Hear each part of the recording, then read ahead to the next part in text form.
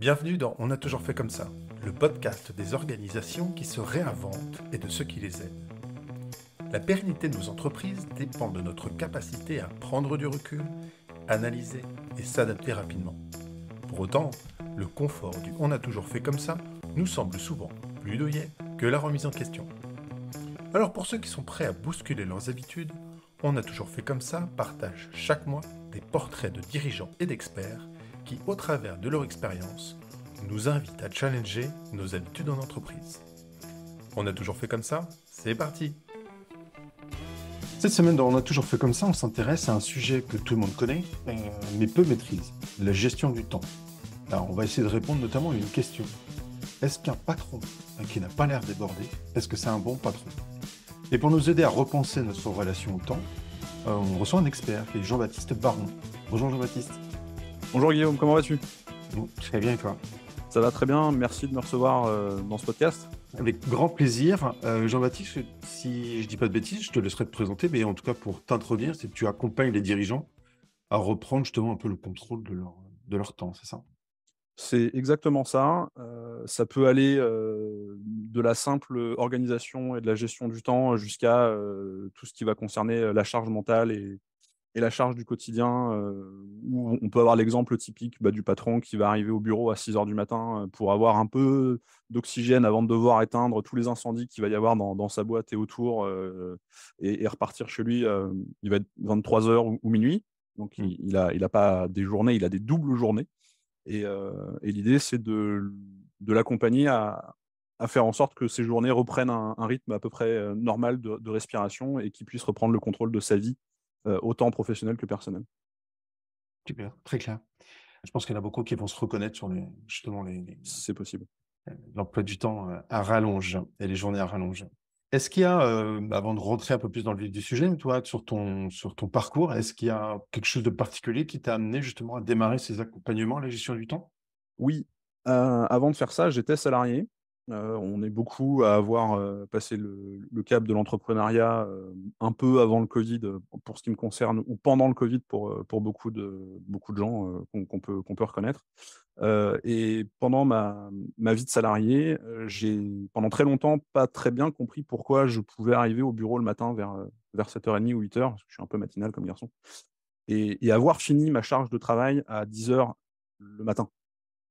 Alors que je voyais absolument tous mes collègues, mais évidemment mes patrons aussi, les managers, et cetera, être sans arrêt dans le feu, et je comprenais pas pourquoi ils étaient dans le feu alors que moi, pas du tout. Et ça veut pas dire que je suis exceptionnel, hein, c'est pas du tout le sujet, mais c'est en examinant la manière dont ces personnes pouvaient s'organiser, j'ai compris les conséquences que ça avait sur leur vie personnelle, j'ai compris les conséquences que ça avait dans leurs relations sociale, même pas professionnelle, mais sociale. C'est-à-dire qu'on ne va pas s'adresser à sa femme de la même manière quand on est stressé par le boulot que quand on est à l'aise avec son travail. On ne va pas s'adresser à ses amis ou à ses parents, etc. Enfin, tu vois tout de suite l'ampleur de ce que je touche. Et donc, j'ai décidé de faire le métier que je fais aujourd'hui, spécifiquement auprès des dirigeants, parce que les dirigeants stressés ne peuvent pas naturellement avoir des collaborateurs qui sont sereins et à l'aise. C'est pas automatique, mais en accompagnant le dirigeant à une meilleure sérénité dans sa vie, il va avoir des managers qui le sont beaucoup plus, il va avoir des collaborateurs qui le sont beaucoup plus, il va avoir des clients qui le sont beaucoup plus. Donc on va chercher quelque chose de l'ordre du vertueux en attaquant le problème, entre guillemets, à la racine du dirigeant. Ça ne marche pas que comme ça, mais en tout cas, c'est ce que je fais, et jusqu'à maintenant, ça marche très bien. Est-ce que justement tu peux nous aider à sortir un petit peu la tête du guidon? Est-ce qu'il y a des trucs sur lesquels on perd tous bêtement du temps, quoi? Est-ce qu'il y a des choses qui se répètent systématiquement ou qui sont très fréquents, très courants? Non, je préfère te dire non dans le sens où il y a il y a pas une manière de perdre notre temps et qui serait universelle. Par contre, il y a une manière de mal appréhender un problème et par exemple de croire que c'est normal ou que c'est la fatalité d'un métier ou d'une fonction ou que c'est la fatalité de comment dire qui serait inhérente à une spécificité qui nous serait propre. C'est-à-dire oui mais moi je suis patron et comme mes parents ont bossé toute leur vie, bah, je dois bosser toute ma vie et je dois pas voir mes gamins grandir parce que c'est comme ça. Évidemment, je vais pas d'un coup de baguette magique faire désamorcer ce type de situation. Et c'est assez rare d'ailleurs que les gens puissent en parler de manière aussi ouverte très, très vite. Mais l'idée, c'est que chaque profil est suffisamment différent pour que les gens qui vont vous vendre justement des baguettes magiques et qui vous vendent justement des formules à vous dire je vais vous apprendre à utiliser tel outil, vous allez voir, vous allez gagner 2 heures par jour. Moi, je suis en guerre contre ces gens-là parce que ça ne fonctionne pas comme ça du tout. C'est intéressant, c'est que c'est lié aussi à cette notion de changement, c'est qu'au-delà des méthodes et des outils, ce que je comprends, c'est qu'il faut prendre conscience aussi de pourquoi on agit, on réagit de certaines manières. Pour aller dans ton sens, je vais pas nécessairement m'intéresser aux raisons qui font que mon client ou mes clients de manière générale vont être dans la situation dans laquelle ils sont. Mais par contre, je vais aller interroger les raisons derrière les raisons qui font qu'ils en sont là. Et je vais beaucoup plus interroger le comment que le pourquoi.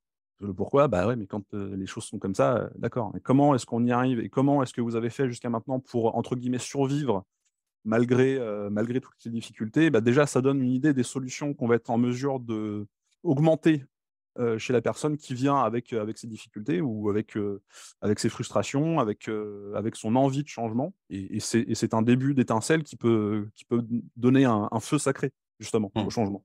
Est-ce qu'il y a, alors j'imagine la réponse, mais en tout cas, est-ce qu'il y a, une organisation type qu'on peut donner aux dirigeants de Alors, 5 semaines, par exemple? qu'est-ce que tu imagines comme réponse? Non? L'organisation type, elle existe, mais elle n'existe pas en fonction de la fonction, justement. Elle existe en fonction de ce qu'on veut faire de notre temps.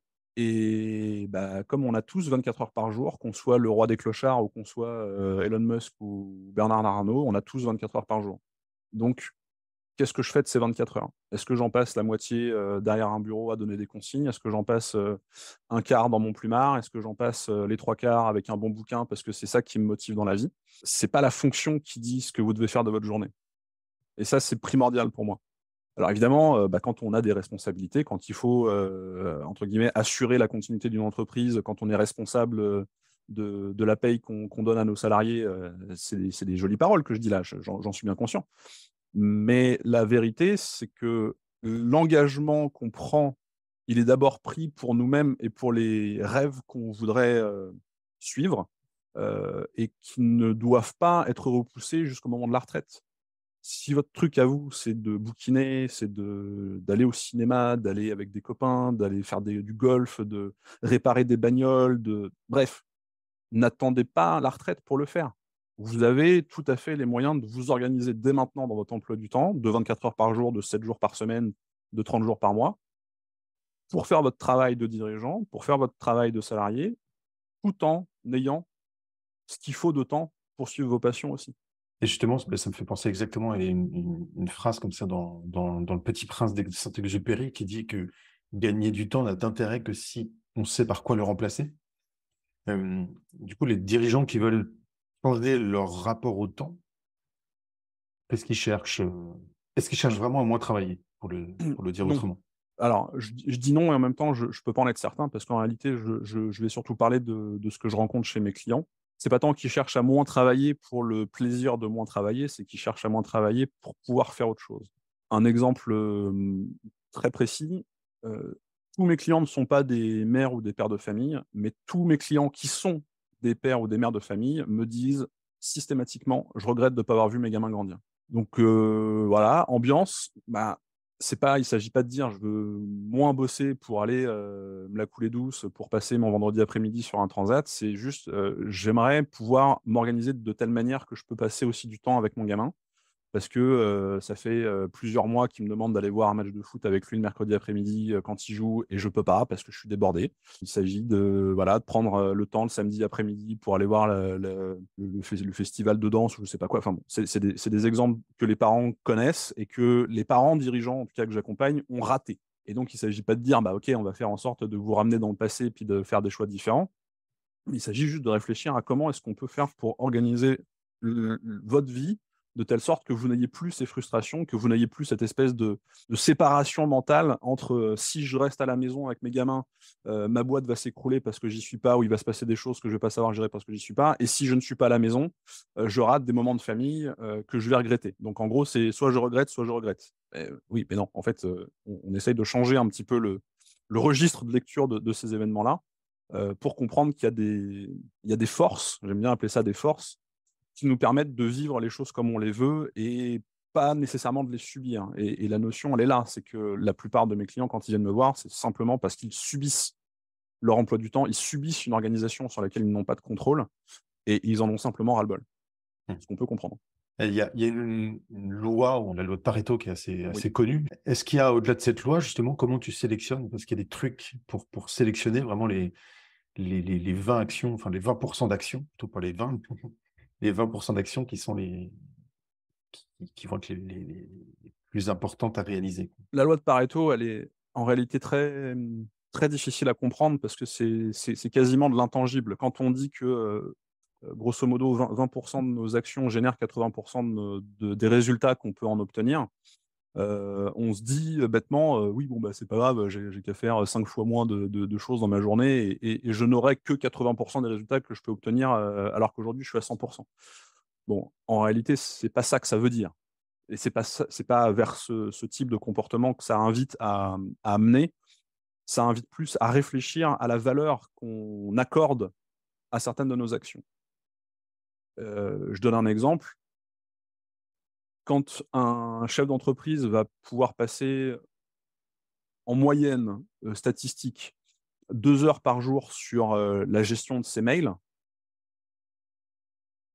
on est en droit de se demander si 2 heures de sa journée de travail vaut le coup en termes d'investissement personnel, en termes de rentabilité de l'entreprise, à être en train de traiter ces mails-là. Et l'idée, c'est que s'il ne passait plus 2 heures, mais 20 minutes à traiter ses mails, et ben peut-être qu'en sélectionnant suffisamment bien ces mails et ces 20 minutes de mails-là, il en tirerait 80% de ce qu'il aurait été capable de faire sur ces 2 heures-là. L'idée, c'est d'utiliser la loi de Pareto, mais avec une grille de lecture un petit peu en dessous que de la manière la plus généraliste qu'elle est donnée. Mais donc, l'idée derrière Pareto, c'est ça, c'est de se dire, OK, j'ai composé ma journée de cette manière-là, ou ma journée a été composée arbitrairement de cette manière-là parce que je la subis plus que je l'organise de cette manière-là. Est-ce qu'il y a réellement tout au même niveau de criticité et d'importance en termes de résultats à la fin de la journée si je fais absolument tout? Ou est-ce qu'il y a des choses qui ne sont pas aussi importantes que ça au regard du résultat que je suis en train d'en attendre? Peut-être que j'exprime un peu mal l'idée. Mais alors, ça rejoint quelque chose que les gens aiment bien me rappeler, qui s'appelle la matrice d'Eisenhower, qui est un outil intéressant quand on a le temps de se poser sur son bureau, de faire un joli petit schéma et puis de se dire, alors oui, ça, ok, d'accord, ça c'est important. Ah oui, d'accord, ça, ok, c'est urgent. Mais je ne peux pas parler de la matrice d'Eisenhower à mes clients parce que mes clients sont déjà beaucoup trop dans le jus pour se poser la question, est-ce que ça c'est urgent, est-ce que c'est important, est-ce que ça c'est critique ou pas critique, est-ce que ça je peux le déléguer ou pas. Ils sont déjà beaucoup trop en retard par rapport à la qualité de réflexion. Donc je fais partie des gens qui disent Eisenhower, poubelle. Parce que voilà, il faut quelque chose de beaucoup plus concret et efficace pour soulager le mal, entre guillemets. Mais ça rejoint ça. Et Pareto est un peu à la suite de Eisenhower, ou Eisenhower est un peu à la suite de Pareto, dans le sens où c'est assez complexe de mesurer le niveau d'importance et de criticité au regard du résultat attendu quand on est déjà dans le guidon, quand on est déjà en train de courir après le train, quand on est déjà en train d'éteindre des incendies dans tous les sens. Je comprends. Il y a un autre élément qui est. Il y en a qui vont te dire je suis pour, d'autres je suis contre, c'est la to-do list. Oui. Pour ou contre la to-do list? Alors, comme dirait l'autre, la to-do list, ni pour ni contre, bien au contraire. Non, non. To-do list, en réalité, c'est poubelle. C'est comme Eisenhower. C'est poubelle, c'est caca, c'est tout ce que tu veux. Pour ceux que ça intéresse, j'ai publié une petite vidéo là-dessus qui sortira un jour sur une chaîne YouTube qui porte mon nom. Alors, il faut définir ce que c'est qu'une to-do list en réalité.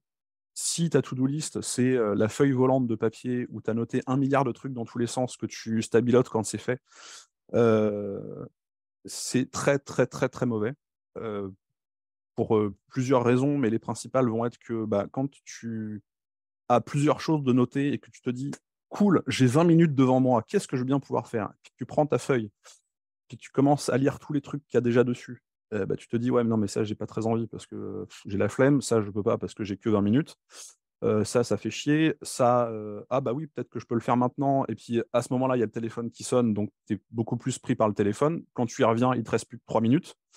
Et puis, ah merde, bah oui, il y a un tel qui vient de m'appeler, donc il faut que je note quelque chose en plus sur la to-do list. Donc en fait, le truc va s'allonger sans forcément se rétrécir. Donc c'est mauvais. Par contre, si ta to-do list, c'est en réalité une autre manière d'appeler ton agenda dans lequel tu vas avoir des tâches qui sont tout à fait déterminées par rapport à un créneau de temps pendant lequel tu te dis, bah voilà, j'ai 1 heure pour faire ma compta de la semaine ou du mois ou du trimestre ou de l'année, si tu es vraiment très très en retard. Et ben, cette heure-là, elle est dédiée à ça. Maintenant, c'est à toi de savoir si pendant cette heure-là, tu as envie de répondre au téléphone ou pas s'il sonne, mais tu es consacré à cette heure-là, à cette tâche-là. Et ça, déjà, oui, beaucoup plus, oui. Mais la plupart du temps, quand les gens parlent de to-do list, c'est bien la feuille volante qu'on stabilote. C'est pas l'agenda sur lequel on sait à quoi va servir un créneau. Hmm. Il y a un principe dont tu parles, je crois, dans une de tes vidéos qui dit chaque chose en son temps et une chose à la fois. Ouais, C'est c'est con, hein. c'est- c'est vrai que c'est c'est classique, enfin assez bête. C'est pas classique, c'est assez bête, mais finalement, c'est certainement ce qu'on devrait s'appliquer systématiquement. Alors, ce à quoi tu fais référence, c'est, si ma mémoire est bonne, c'est la loi de l'Ecclésiaste. Euh, Ça peut avoir plusieurs lectures. Chaque chose en son temps et une chose à la fois, c'est de se dire que bah, si par exemple tu es dirigeant et puis que tu as l'habitude de traiter tes mails pendant une réunion, bah, objectivement, ton cerveau n'est ni à tes mails ni à ta réunion. Donc, tu peux potentiellement très mal faire les deux en même temps. Alors que si, en étant un petit peu malin, tu arrivais à réduire le temps de ta réunion et à prendre le temps gagné pour traiter tes mails, tu aurais été 2 fois plus efficace sur les 2 tâches séparément. C'est un exemple simpliste, mais c'est ça que ça veut dire. Je comprends. Il y a, il y a un autre aspect, je pense aussi, dont on parle pas trop. Enfin, on a une organisation très, enfin, avec des outils, des logiciels ou autres. Oui, Mais finalement, il y a un aspect dont on parle pas tant que ça, je trouve, c'est l'organisation de l'espace de travail, au sens physique ou virtuel, en fait, mais enfin, oui, notamment oui. physique. C'est Les deux. souvent cette image d'avoir un bureau en bordel, quoi, au bureau de travail. Oui, oui. Les deux, j'en parle un petit peu avec mes clients, notamment en début d'accompagnement, quand je leur propose de faire une cartographie de ce qui se passe dans leur organisation. L'idée, c'est de mesurer que, bah, par exemple, quand on est quelqu'un qui perd beaucoup ses affaires, tu vois, tu pars de ta maison, puis en fait, tu passes un quart d'heure à chercher tes clés, et bah, ce quart d'heure-là, il va avoir une incidence sur le reste de ta journée.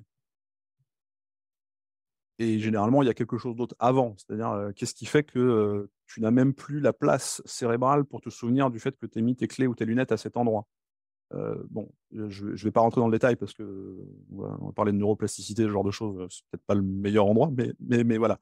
Euh, et donc, bah, un bureau en bazar, même si on dit ouais, non, mais ça va, c'est un bordel organisé, ouais, il faut quand même savoir mesurer. Est-ce que tu arrives à retrouver exactement ce que tu cherches au moment où tu le cherches en moins de 10 secondes?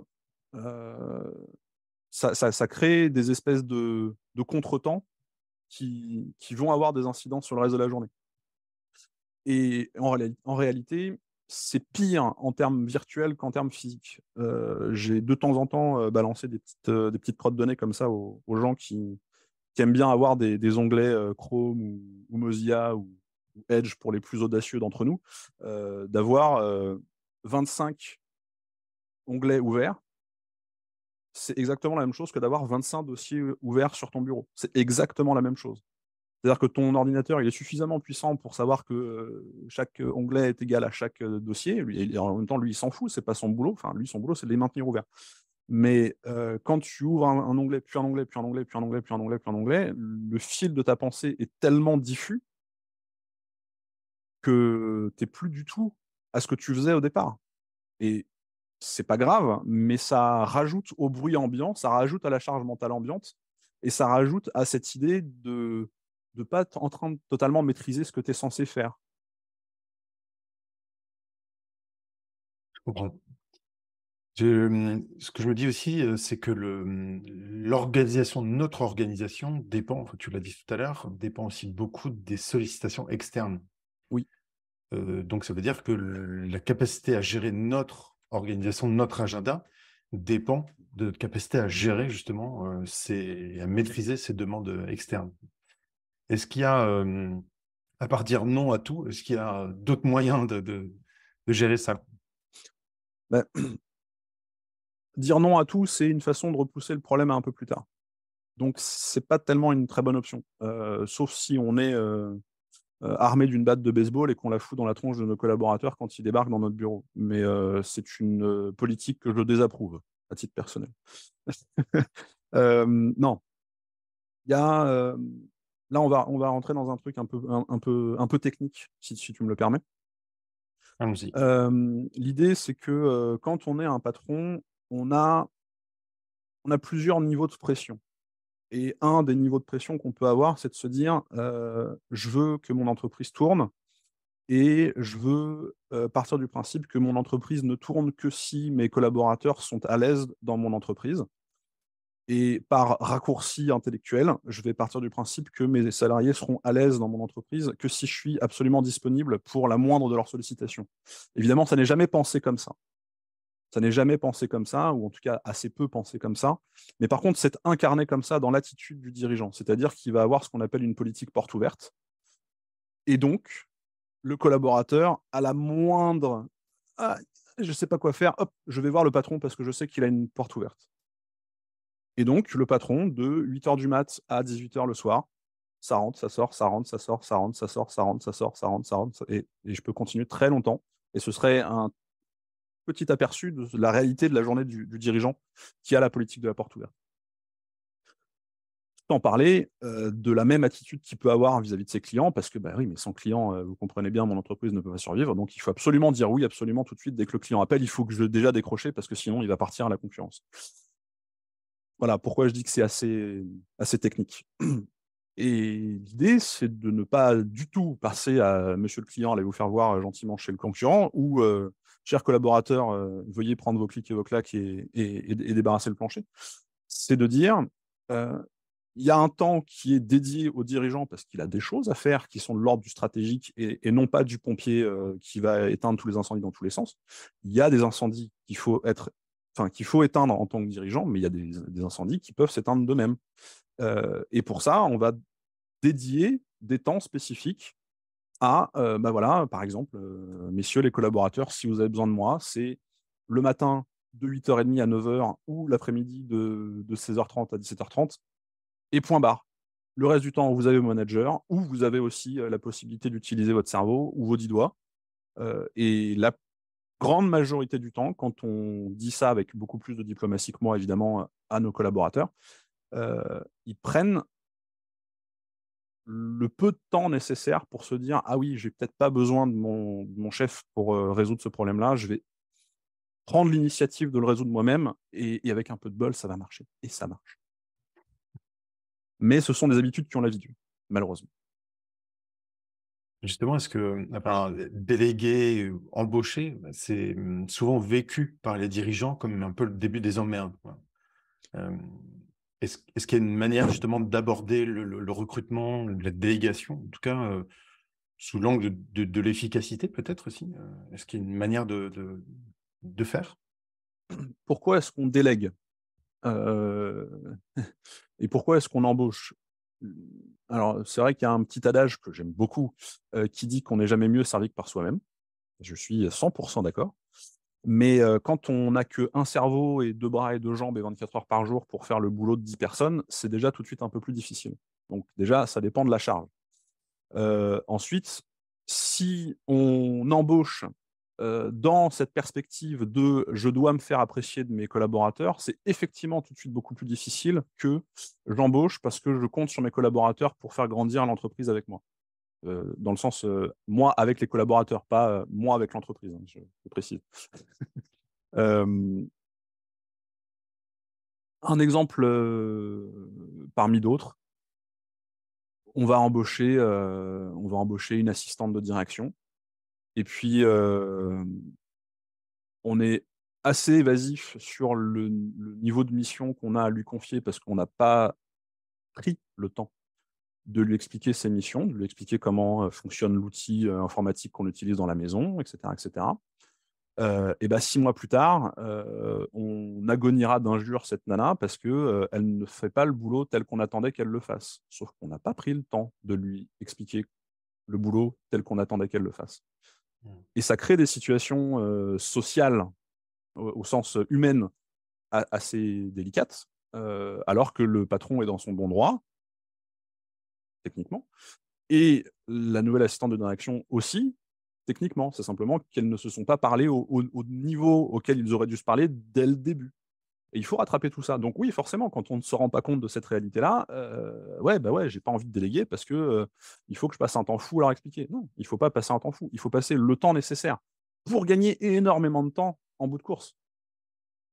Et ça, peu de gens en prennent réellement conscience. En tout cas, au départ, en amont. Et quand on est en aval, généralement, c'est trop tard. Parce que la personne est partie, parce qu'on décide que tous les collaborateurs sont des cons, parce que plein de choses. Et justement, est-ce que tu as peut-être un outil, une méthode, quelque chose à conseiller pour éviter de reproduire systématiquement un peu les mêmes erreurs, ou tout du moins de pouvoir réagir au moment où il y a eu une problématique, de se dire, OK, je comprends ces problématiques, je sais d'où elle vient, son origine, etc. Et voilà comment on peut ne plus la refaire demain. C'est assez difficile de te répondre sans rentrer dans l'idée de prendre le temps de. Ce qui est un peu paradoxal, évidemment. Mais quand j'ai plein d'exemples de confrères dirigeants qui ont cette politique interne de dire on ne peut pas laisser un problème pourrir, ce qui est ce qui peut être comment dire un versant à la bonification un peu malsaine. J'entends l'oxymore, mais oui, oui, tout est parfait chez nous, etc., etc. C'est pas tant là-dedans que ces gens veulent rentrer, mais qui est de dire attention, dès qu'on détecte quelque chose qui est potentiellement déconnant, mieux vaut prendre 5 minutes pour soulever la question qu'on oubliera aussi sec s'il n'y a pas de sujet, plutôt que de ne pas prendre ces 5 minutes-là et que dans 2 mois, il faille 3 semaines pour résoudre le problème. Et ça peut être assez sain, mais si la politique de la maison le permet, c'est-à-dire que si déjà, ouais, mais bon, les stagiaires, fermez vos gueules parce que vous êtes des stagiaires, c'est compliqué parce que les stagiaires voient énormément de choses. Si, ouais, mais bon, les assistantes, on s'en fout parce que de toute façon, elles passent leur journée dans leur bureau. Les assistantes savent beaucoup de choses et entendent beaucoup de choses. Donc, il faut aussi savoir leur donner la parole au bon moment. Enfin, je donne des idées comme ça. Il n'y a pas de vérité générale, mais c'est toujours prendre le temps de libérer la parole sur ces sujets-là et de dire s'il y a quoi que ce soit qui puisse être un problème, mieux vaut l'adresser tout de suite que d'attendre trop longtemps. Je ne peux pas synthétiser ça mieux. Ouais, c'est déjà une très bonne opportunité offerte aux équipes. J'espère. Énorme. Ouais, c'est pas toujours le cas. Euh, Est-ce qu'il y a des parlons de l'accompagnement que tu proposes. Est-ce qu'il y a des étapes particulières ou des choses qu'on va voir ensemble au fur et à mesure, des phases particulières dans l'accompagnement? Alors, admettons que nous soyons en train de discuter d'un accompagnement que je pourrais te proposer, parce que tu me dis que voilà, t'en as marre, tu subis, charge mentale, etc. Je vais revenir à ce que je te disais un petit peu tout à l'heure. La première chose que je te propose, c'est de faire ce que j'appelle une cartographie. C'est un joli mot pour parler d'un audit, où je vais te poser un certain nombre de questions ouvertes, sur lesquelles tu ne vas pas me répondre oui, non et point barre, mais justement, tu vas me raconter un petit peu ce qui se passe par rapport à ces questions-là. Et où moi, je vais mesurer à la fois les moyens que tu mets en œuvre dans ton organisation et dans ta vie de manière aussi large et générale que possible, et mesurer les résultats que tu obtiens avec les moyens que tu mets en œuvre. Et à la fin de cette cartographie, bah, tu as une belle photo de ta situation parce que non seulement mes questions t'ont obligé à vraiment réfléchir un petit peu sérieusement à ces sujets-là, mais surtout que c'est toi qui t'évalues sur chacun des sujets qu'il y a derrière ces questions-là. Et à chaque fois, je vais te demander de te donner une note. 1 pour le pire cas et 4 pour le meilleur cas. Je sais pas, par exemple, une question que j'ai pu poser sur LinkedIn récemment, c'était de savoir si tu mesures correctement le temps dont tu as besoin pour réaliser une tâche. Et si tu te donnais 1, ça veut dire que j'ai jamais réussi à mesurer correctement le temps dont j'ai besoin pour réaliser une tâche. À l'inverse, si tu te donnais 4, c'est je me suis jamais trompé dans la manière dont j'arbitre le temps dont je vais avoir besoin pour réaliser une tâche. J'ai besoin de répondre à un mail, ok, ça va me prendre 5 minutes, 5 minutes après, le truc est réglé. J'ai besoin de traiter pas, ma compta de l'année, pour revenir à ce qu'on disait tout à l'heure, et bah, je vais peut-être avoir besoin de 3 heures, et bah voilà, 2h55, et j'ai 5 minutes pour aller fumer ma clope ou boire mon café, c'est parfait. Voilà. Euh, et l'idée, c'est qu'à la fin, on a la vingtaine de sujets que j'aborde, avec toujours entre 2 et 3 questions par sujet, donc il y a quand même c'est un bon exercice, quoi. On voit tous les sujets sur lesquels tu t'es donné 1 ou 2, et puis les sujets sur lesquels tu t'es donné 3 ou 4. Et puis en fonction des sujets sur lesquels tu t'es donné 1 ou 2, bah, je vais commencer par te dire à quels enjeux tu t'exposes si jamais rien ne change. C'est pas que je veux te vendre ma camelote, c'est que peut-être que tu n'as pas encore exactement touché du doigt ce qui se passe si jamais rien ne change. Et en même temps, je vais aussi t'expliquer ce qui va pouvoir changer dans ta vie en termes de résultats si jamais on va adresser ces problèmes. Et donc là, on se dit, OK, on bosse ensemble. Et comme je suis assez anti-outil, tu l'as un peu compris, comme je suis assez anti-méthode, tu l'as compris aussi, je ne vais pas dire, alors séance 1, on va parler de ce sujet, séance 2, on va parler de ce sujet, puis séance 3, on va parler de ce sujet, parce que ça n'a pas beaucoup de sens. Mais à chaque fois qu'on va se voir, bah, je vais te demander, OK, la dernière fois, tu m'as dit ça, qu'est-ce qu'il y a de mieux depuis la fois d'avant? Parce que je suis quelqu'un de résolument optimiste, on ne dirait pas comme ça à mes gueules, mais euh, l'idée, c'est de mettre le doigt sur les forces de mes clients pour qu'ils comprennent que c'est pas moi qui leur donne les solutions dont ils ont besoin, mais que ces solutions existent déjà. Alors, je vais te donner une métaphore un petit peu rigolote que j'avais mis en ligne sur LinkedIn il y a plusieurs mois de ça. C'est comme si tu étais dans un grand labyrinthe avec des portes fermées un peu partout, puis des fois il y a des portes ouvertes. Tu as un énorme trousseau de clés qui est accroché à ta ceinture. Et à chaque fois que tu arrives devant une porte fermée, bah, tu sais pas quelle est la foutue clé dont tu as besoin, parce qu'il y a une belle serrure, mais tu as 36 millions de clés accrochées à ta ceinture. Donc, tu es obligé d'aller dans les portes ouvertes. Et des fois, tu tournes en rond, parce que les portes ouvertes, elles ne sont pas par hasard, et les portes fermées, elles ne sont pas par hasard non plus. Mon talent, c'est que je sais spécifiquement quelle est la clé accrochée à ta ceinture dont tu as besoin pour ouvrir cette porte-là. Mais ce serait un peu dommage si tu devais m'appeler à chaque fois que tu as besoin d'une clé spécifique parce que tu es devant une nouvelle porte. Mais en te faisant comprendre que tu as beaucoup plus la possibilité de faire le tri entre toutes les clés que tu as à ta ceinture et que tu as la possibilité de faire comme moi et de repérer assez rapidement la clé dont tu as besoin, bah, au bout d'un moment, ça va devenir presque naturel et tu n'auras plus besoin de moi pour ouvrir les portes. Tu vas trouver tout de suite la clé parce que tu l'as déjà utilisée 10 ou 20 portes plus tôt. Donc tu vas y revenir. C'est cette image-là que j'aime bien utiliser. L'image la plus synthétique qui existe, c'est celle du poisson et de la canne à pêche. Tu veux nourrir quelqu'un une journée, tu lui donnes un poisson. Tu veux le nourrir toute la vie, tu lui donnes une canne à pêche. Ben moi, je suis un distributeur de canne à pêche de compète, mais de compète. Voilà. Très bien. Est-ce qu'il y a, est-ce qu'il y a sur le format de tes accompagnements, est-ce que c'est de l'individuel, c'est du groupe, Oui. c'est les deux? Ça dépend. C'est que de l'individuel. Mm. Il m'arrive exceptionnellement, quand mes clients sont vraiment très contents, de me faire participer à des groupes pour des salariés. Mm. Mais c'est quelque chose sur lequel je communique assez peu parce que c'est pas avec des groupes que je suis le plus à l'aise. On va dire Ouais. ça comme ça. D'accord. Mm. Ok, je comprends. Est-ce qu'il y a d'autres sujets ou d'autres points que tu voulais aborder justement sur le thème de la gestion du temps? Il y a beaucoup de choses. Peut-être pour reboucler avec ce que tu disais en intro sur pourquoi est-ce qu'il y aurait pas de formule unique à tous ou une erreur que tout le monde ferait. Bah, pour reboucler avec cette idée, c'est que j'aime bien la phrase de Socrate qui dit connais-toi toi-même. Et en réalité, je pense que c'est la synthèse de ce que j'essaie d'apporter à mes clients, en tout cas ce que je semble réussir à apporter à mes clients jusqu'à maintenant, c'est qu'ils arrivent à mieux se connaître eux-mêmes, à comprendre que, OK, il y a un bagage, il y a certaines difficultés, mais il y a aussi certaines solutions qui sont beaucoup plus innées ou beaucoup plus induites qu'ils pourraient n'y paraître, et que quand mes clients ont pris conscience de ce qu'ils étaient réellement, bah, les choses sont beaucoup plus simples ensuite. D'où le fait que cette citation de Socrate, elle me parle beaucoup, c'est que pour moi, c'est fondamental de passer par là. C'est de faire un petit travail d'introspection. Bon, OK, ça veut dire, j'admets que, je me suis fait aider alors que comme je suis dirigeant, normalement, je devrais pas me faire aider, je devrais tout faire tout seul et cetera et cetera. En réalité, les gens s'en foutent. En réalité, les gens se foutent de savoir que vous avez été aidé du moment que vous continuez de faire votre travail de dirigeant, que vous continuez de porter un projet entrepreneurial et que vous continuez de servir vos clients.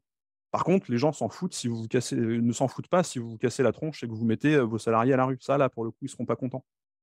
Donc plutôt que de péter en vol avec un burn-out et de foutre votre vie de famille en l'air, faites-vous accompagner. Pas par moi, par n'importe qui soit en mesure de vous aider sur vos problématiques et personne vous en voudra. D'accord, super. Hem, le thème, on a toujours fait comme ça? Est-ce que toi, dans ta vie de salarié ou enfin tes différentes expériences, est-ce qu'il y a un point, si tu avais une baguette magique, est-ce qu'il y aurait une vieille habitude, une mauvaise habitude que tu aimerais bien voir, évoluer? Ouais, qu'on arrête de l'utiliser cette phrase. Non, c'est facile, mais je pense à un de mes grands traumas, perso, c'est justement les réunions pour les réunions. C'est-à-dire que, bah, ouais, mais on a toujours fait réunion, le mardi de 14h à 16h. Ouais, mais pourquoi? Et je ne suis pas du tout en train de dire qu'il faut arrêter les réunions, je suis en train de dire qu'il faut arrêter les réunions pour les réunions et il y a peut-être d'autres façons de faire. Enfin, je dis ça parce que j'ai mes idées, et je ne dis pas que mes idées sont les meilleures, mais de manière générale, hem, les réunions où 80 des personnes présentes s'ennuient et sortent en ayant, cette espèce de boule au ventre parce qu'il faut qu'ils rattrapent leur retard, parce que évidemment la réunion a dépassé sur le temps prévu. Je pense pas que ce soit la meilleure des manières de faire. Très bien, ouais, les réunions, gros sujet.